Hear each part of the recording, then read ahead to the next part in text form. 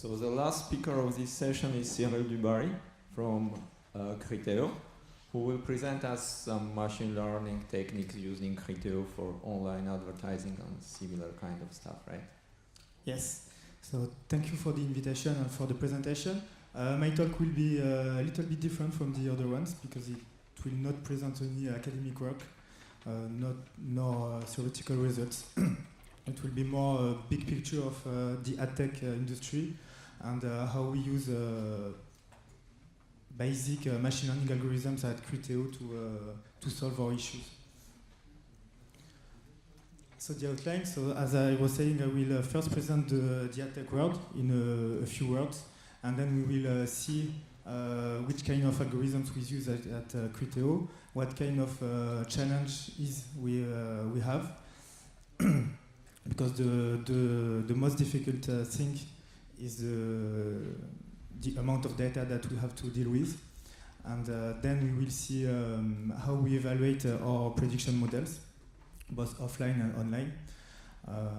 How we are able to deal with all the data we have. And then I will show 2 or 3 future areas of research.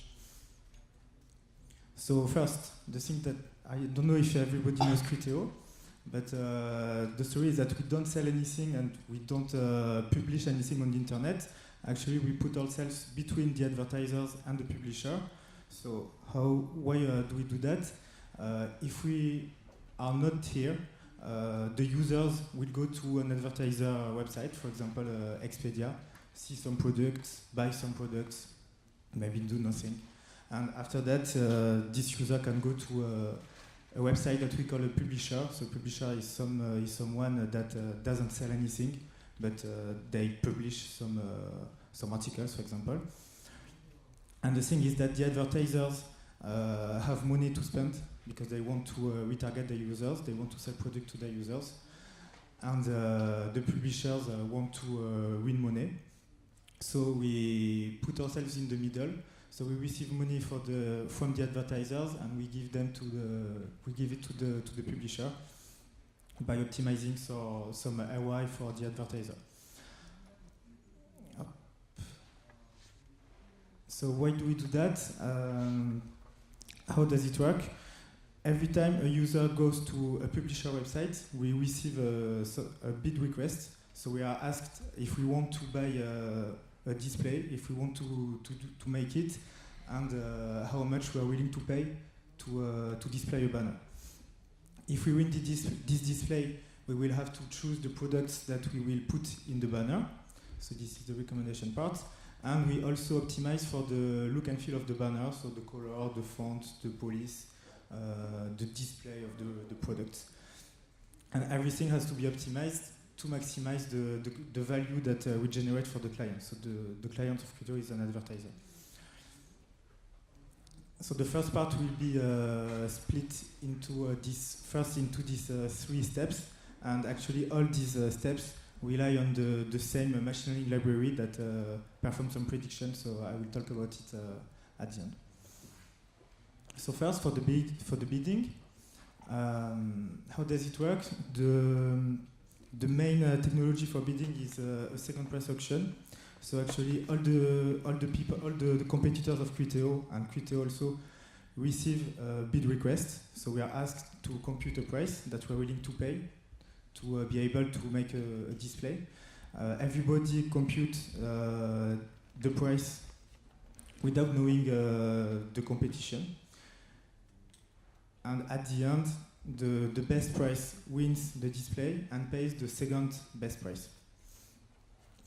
In the game theory, it's something that is optimal because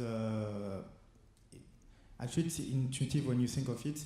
Because actually, if you were to pay the price that you have bid, you would have to decrease actually your true value, the true value that you are willing to pay for the display.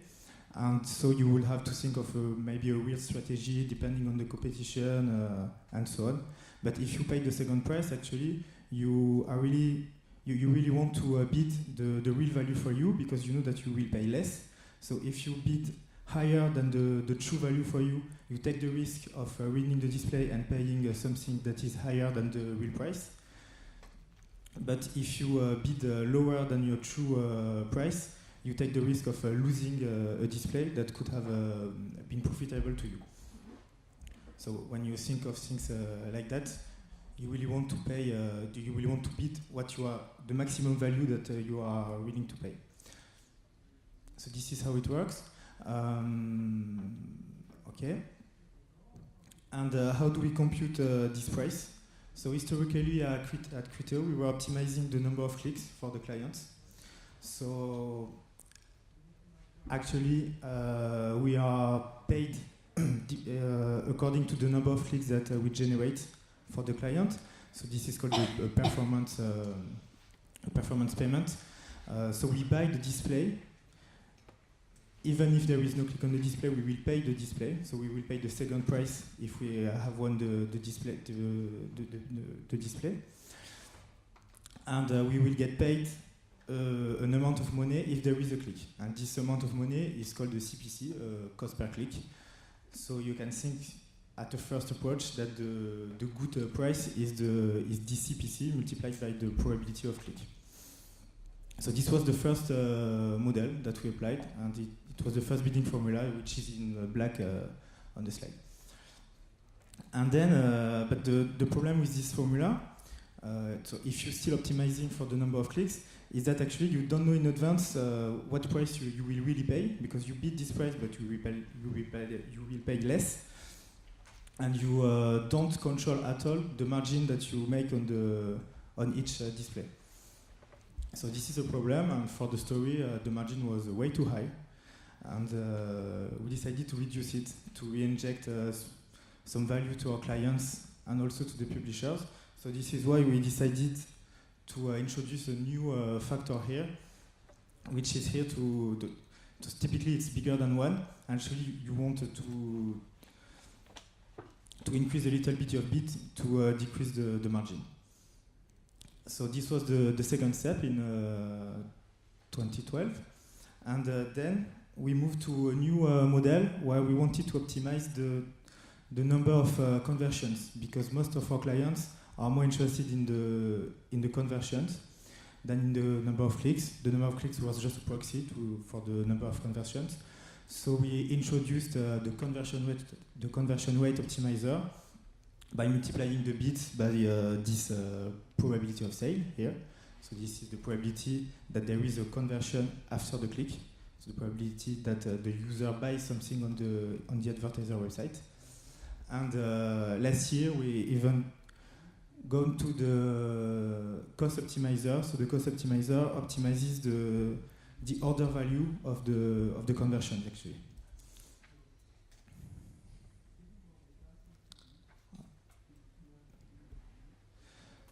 So how we do that? So we have mainly 3 quantities that we want to predict. This is a simple overview. So here you have a matrix that has one element for each display, for each historical display. We look at the clicks that were on each display and the conversions also. We log. We have a big database with one line for each display, for each historical display, with the information if a click or a sale was associated to the display, and a bunch of variables that will be used by the machine learning algorithms to predict the outcome of new displays. So for example, we have the user fatigue. So this means have we displayed a lot of banners to this user? We have some travel specific features like the number of nights of the travel. And actually we have 100 of features at the moment. So now, when we have computed this price, we send it to the auction house. We receive an answer if we win the auction. If we don't win it, it's the end. We don't receive anything. If we win it, we have to choose the product that we will display in the banner. So this is a recommendation problem, but with big data, because we have more or less 1 billion users, 1 billion different users each month, and 3 billion products. So that's a lot. We can do a lot of things offline, but it's not possible to do everything because we want to be reactive to the last product the user has seen or his last activities. So we have two problems that are the scale of everything and the reactivity of the algorithm. So for the offline part, actually we use a simple collaborative filtering technique. So this is the users that have seen this orange shoe here have also seen the red shoe. So we will compute a high similarity score between these two products. So this is something that we call a source of product that could be recommended to the user. And we've got other kind of sources. So this one that I was describing. We also have the list of the products that the user have seen on the website. We compute the products that are similar to these products. We also have the best of. So these are the products that are the most seen on the advertiser website. And we've got also the complementary products. We have the products that the user have bought, that the user have put in his basket without buying them, and so on. So we can reduce the number of candidate products actually to be recommended from a few million to maybe a few hundred, thanks to that. And from these few hundreds, we have to choose the best one. And here we use again a machine learning prediction algorithm that is trained on historical displays. So for each display, once again, we store the list of products that we have displayed. We store all the features that are related to that. And we also store the click, the conversions. And we are able to predict actually the probability of click or the probability of conversion or the expectation of the order value associated to each product, knowing a set of features. So this was the second step. And we also want to optimize the look of the banner. This will be the same process actually. So we have another log that stores for all the displays, the color of the banner, the font of the banner, all the characteristics of the banner, and the outcome. Was there a click? Was there a conversion?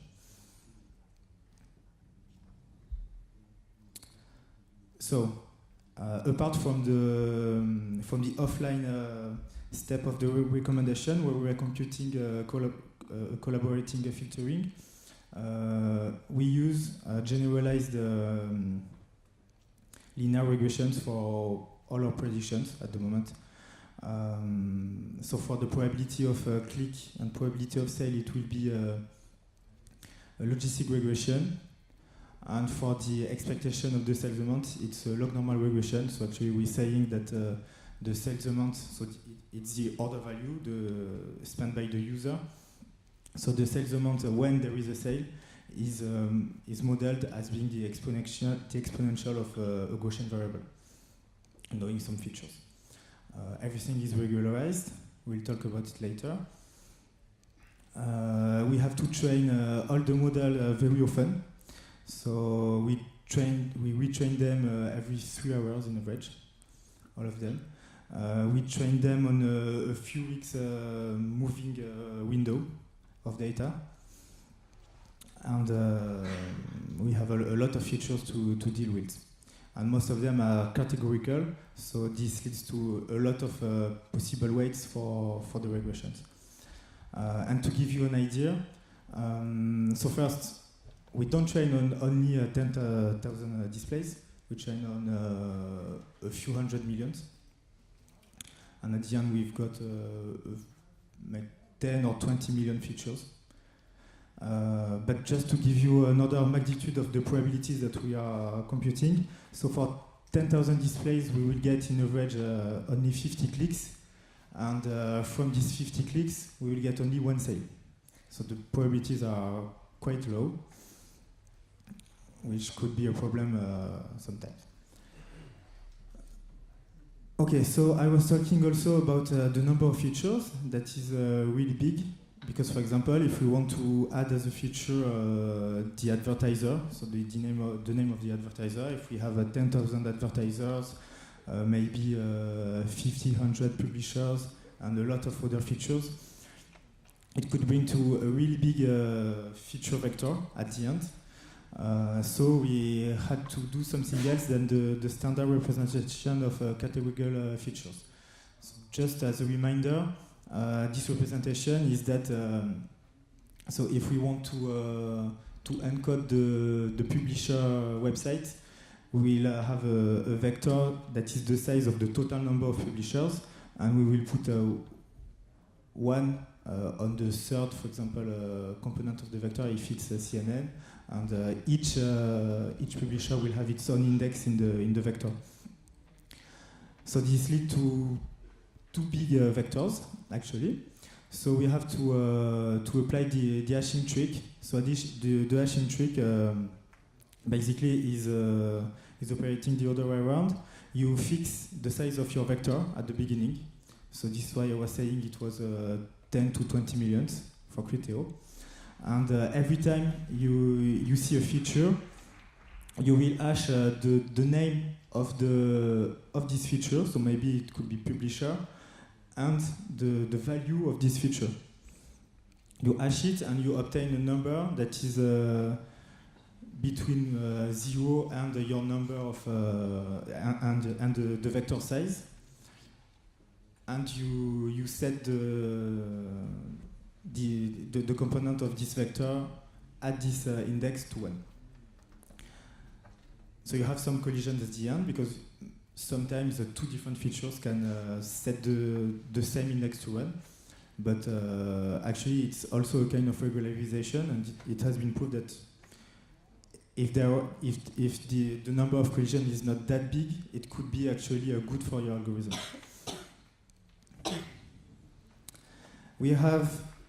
We also had to deal with the problem that the logistic regressions are linear. They are too linear, actually. So we wanted to cross some features. So introduce a kind of quadratic kernel. So this is something that is not complicated to build. So for example, if you want to predict something that is related not only to the website and to the advertiser, but to the two modalities together, you will create a new feature that will be one only if these two conditions are realized. So actually, if you had 10,000 publishers and 10,000 partners, you will have 100 million possible modalities. So once again, without the hashing trick, it wouldn't be possible, because the dimension is even larger. So now we have constructed the feature vector, and we have to fit our models, so the logistic regression or the log normal one. To that we use a standard limited memory BFGS, which has been coded in our own library. So we have our own library that is running on the Hadoop. And we initialize it with a stochastic gradient descent step. So this method was given by this article. And actually it's very useful because you can converge really more quickly by initializing your optimization with the SGD step.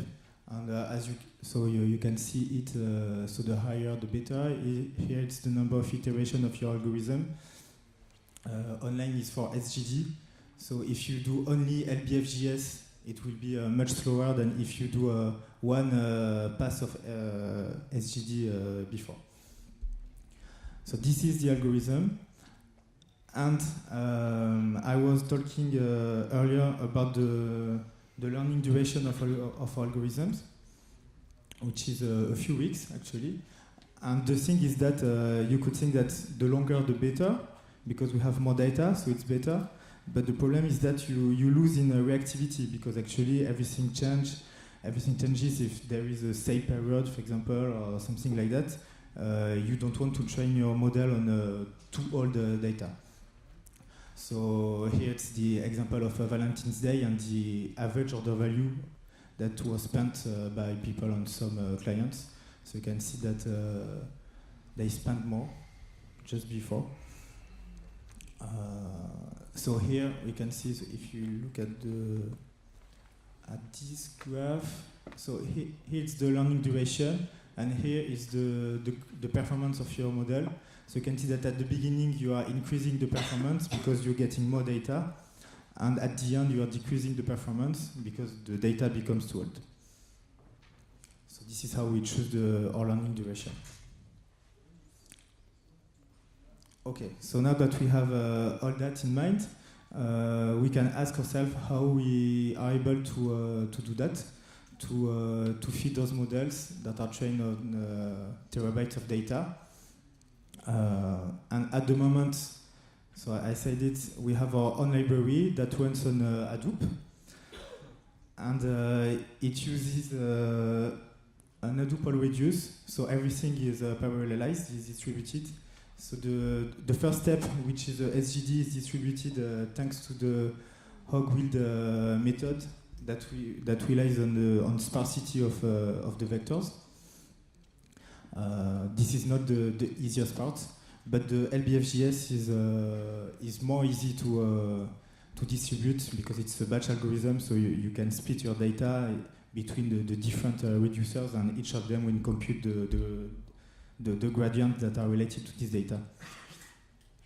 And we use Zookeeper to ensure that all the reducers are communicating together in a good way. So I talked only about vanilla logistic regressions. We have also more sophisticated methods, but we tried a lot of more sophisticated things, but it didn't. Most of the time, it doesn't bring a lot of value. But we still have L2 regularization. We also have transfer learning, and we are working. I will talk about it later about factorization machines. And also a paper has been released about cost-sensitive learning. So cost-sensitive learning is basically applying different weights for each display during the optimization of the loss. So now, how do we evaluate our different algorithms? So our main goal is to improve actually the ROI of the client, the value of the client, and also the money that we generate for Criteo. So the only thing that is always trusted is an online testing, like an A/B test. So we split the users in two populations at random. We apply to population A the reference model, and to population B, a new model that we want to test, and then we measure the performance. But it takes time, it's expensive, so we cannot run as many as them as we would like to, and we have to rely also on offline tests that are cheaper and faster, but not always enough correlated to the online tests. So for the offline test, we use some classical metrics like the log likelihood or the Wood mean squared error, for example. But we noticed that they were not that correlated to the online results. So we moved to other kind of metrics like the utility. So that has been published by Olivier Chapelle. So I'm not going to describe it in details, but basically it models the competition second price by this law here, and actually you compute the expectation of what you would have won if you had won the bid according to this distribution. So we implemented it with a different kind of distribution because we don't really know it. It's hard to see it because the auction houses don't send us enough data to do that. We only see the second price when we win, so we don't know at all what happens when we lose.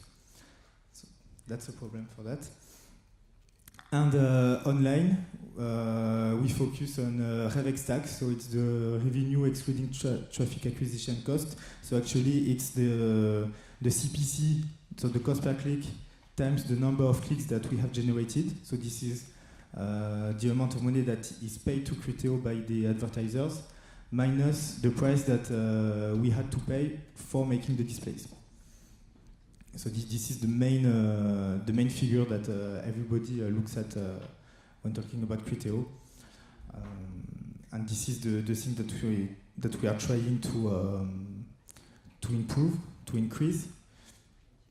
But it's a little bit it's more complicated than that, because when you see something on an A/B test, it's only the increase or the decrease, if you're not lucky, of RevX stack on a short period of time, and you're not taking into account the fact that maybe if your performance is much higher, you will attract more clients, for example. You don't see that, and you're not taking into account the fact that when the performance increases, the clients should increase the cost per clicks that they are willing to pay. So even online, it's not always that easy to conclude. Okay, so these are old figures, actually. They are 1 year old. They have doubled, I think, now. At Criteo, so there is a team that is called the Engine, that is responsible for doing all that. All the offline, online experiments, building the models, collecting the data, joining them. Now I think we are maybe 70. We run a lot of tests every day. We run also a lot of A/B tests. So the A/B tests are the online tests. And we are still recruiting, actually. We are increasing every year the number of features that we have in our models. So just for the story, here in 2010 and 2011, we were not using logistic regressions. We were using regression trees at this time, and we had to move to regressions to increase the number of features, actually, because we were stuck. It didn't scale.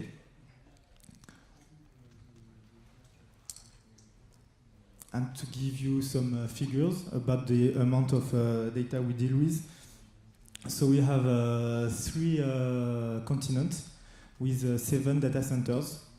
So all the data are split between the 7 of them. So I was talking about the first step, that was the bid request. So we have 10 milliseconds to compute this price. Actually, it's a short time, because we have to compute the bid for several advertisers at Criteo, because we have a lot of clients that could display a banner for a particular user. So it's not one regression that we have to compute; it's maybe 100. And for the second step, that is choosing the product and the look and feel of the banner, it's a little bit longer. We are allowed to spend 100 milliseconds, but in practice it's more 20, actually. And yes, we are working on some factorization machine technique, because we launched a Kaggle challenge, I think it was a year ago or a year and a half, and the winner used this method. So So I will talk about it a little bit. And we hired him to implement it at Criteo. So this is a work in progress.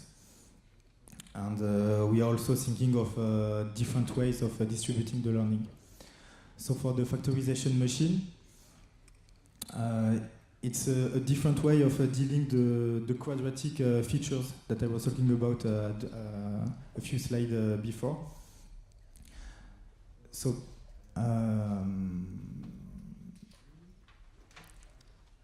yes. So actually, instead of having one weight for each pair of feature modality, we try to reduce the number of weights by using a factorization.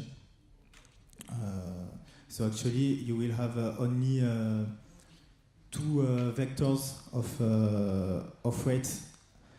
And instead of having, so if your two families of features, x1 and x1 and x2, are of sizes n1 and n2, if you don't apply a factorization machine, you will have n1 times n2 weights. But with factorization machines, you will actually compute one vector of weight for each modality of the feature one, so it's n1.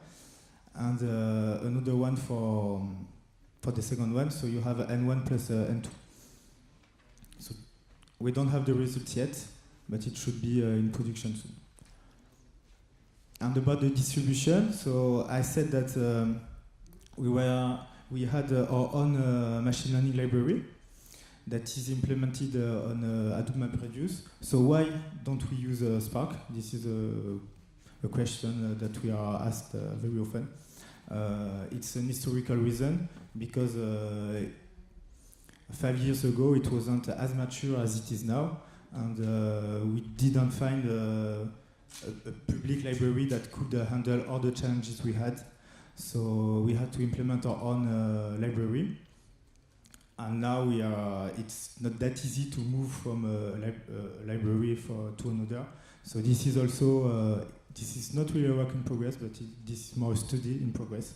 So we might use Spark in the next few months, maybe. So yes, I talk also about the Kaggle challenge. So if you're interested in it, you can have a look at the dataset that we released for this challenge. But we even released a bigger dataset of 1 terabyte of display and clicks. I think this is the biggest publicly available dataset for machine learning. And you can also have a look at some publications. So this one is about the utility offline metric. And written by Olivier Chapelle. And the other one, actually, I don't know. Okay. So if you have any question. Thank you.